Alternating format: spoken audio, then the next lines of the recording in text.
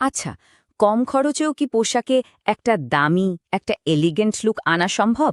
আজকের এই আলোচনায় আমরা ঠিক এই ব্যাপারটাই দেখব।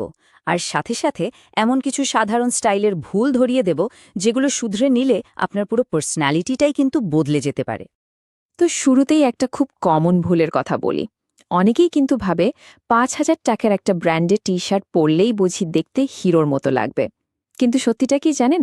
সত্যিটা হলো তখন আপনাকে দেখে মনে হবে আপনি একটা হাঁটাচলা করা বিজ্ঞাপন, আর কিচ্ছু না।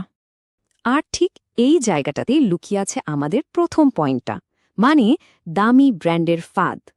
আচ্ছা, কখনো ভেবে দেখেছেন এত টাকা খরচ করার পরেও কেন লুকটা এত চিপ বা সস্তা মনে হয়?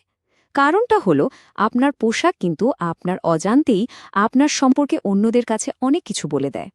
আর এই সিগন্যালগুলো বুঝতে পারাটা খুবই জরুরি। একটা ফ্যাক্ট বলি, শুনলে অবাক হবেন। জানেন কি, একটা মানুষের ফার্স্ট ইমপ্রেশনের প্রায় ৯৬% তৈরি হয় তার ড্রেসিং সেন্স দেখে। মানে ভাবা যায়। কারণেই বলি, অপরিণতভাবে নয়, একজন প্রাপ্তবয়স্ক, একজন ম্যাচিওর্ড মানুষের মতোই পোশাক পরা উচিত। তো এখন আসা যাক আসল কথায়, মানে সেই ব্লু প্রিন্টে। আমি এখন স্টাইলের এমন ৩টা সহজ রুলসের কথা বলবো, যেগুলো মানলে পকেটে তেমন চাপ না দিয়েও কিন্তু আপনার পুরো লুকটাই পাল্টে যেতে পারে। সাশ্রয়ী বাজেটে একটা ক্লাসি, একটা দামি লুক পাওয়ার ফাউন্ডেশনই হলো এই ৩টা সিম্পল স্টেপ। স্টেপ 1, বড় বড় লোগো বাদ দিন।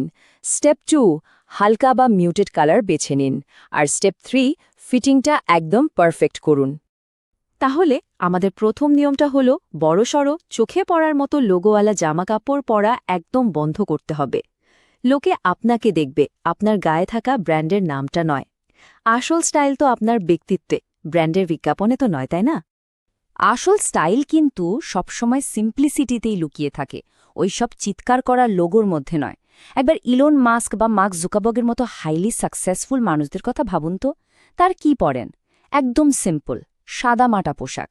কারণ যাদের আসল ভ্যালু আছে তাদের বিজ্ঞাপনের কোনো দরকারই হয় না।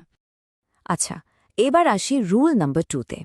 উদ্ভট, মানে একদম চমকে লাউড কালারগুলো এড়িয়ে চলতে হবে। এই ধরনের রঙগুলো না, মানে অ্যাটেনশন চায়। আর এর ফলে আপনার পার্সোনালিটিটা অনেক সময় কেমন একটা হালকা, একটা ইম্যাচিওর হিসেবে প্রেজেন্ট হয়।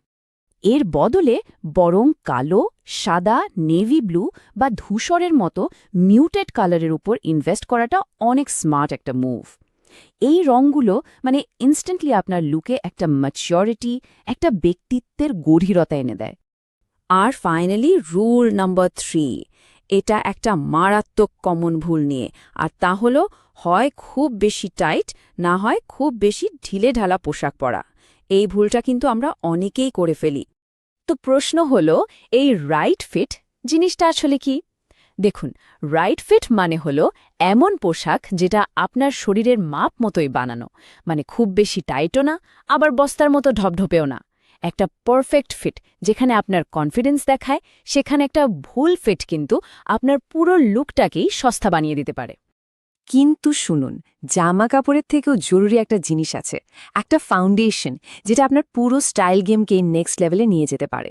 চলুন এখন সেদিকেই নজর দেয়া যাক। আচ্ছা, একটা প্রশ্ন করি, বলতে পারবেন একজন মানুষের পরা সবচেয়ে দামি আউটফিট বা পোশাক কোনটা?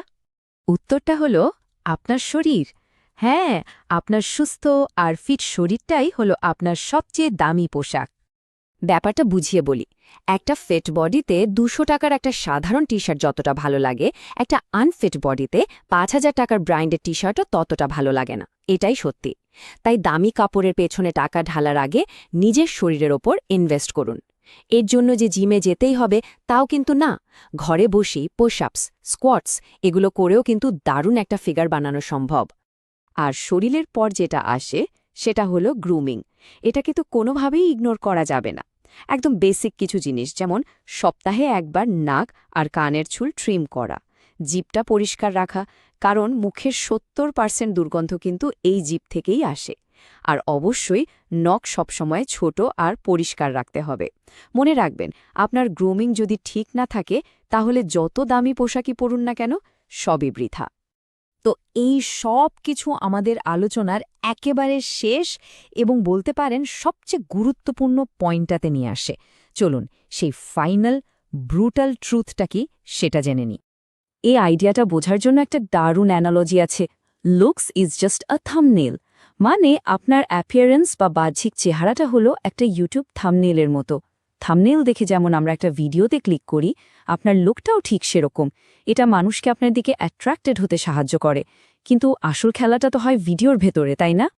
ঠিক তেমনি একজন পুরুষের আসল ভ্যালুটা লুকিয়ে থাকে তার ভেতরের কোয়ালিটিগুলোর মধ্যে, মানে তার অর্থ, ক্ষমতা, জীবনের উদ্দেশ্য, ডিসিপ্লিন, আত্মবিশ্বাস, এমনকি একটা পরিবারকে নেতৃত্ব দেওয়ার ক্ষমতা। এই জিনিসগুলো যদি না থাকে তাহলে সুন্দর চেহারাটা আসলে ফাঁপা, এর কোনো মানেই নেই। তাই শেষ করার আগে একটাই প্রশ্ন সবার জন্য, আপনার যে থাম্বনেলটা দুনিয়া দেখছে তার পিছনে আসল কন্টেন্টটা কি? মানে আপনার আসল ভ্যালুটা কি? উত্তরটা কিন্তু নিজেকেই খুঁজে বের করতে হবে।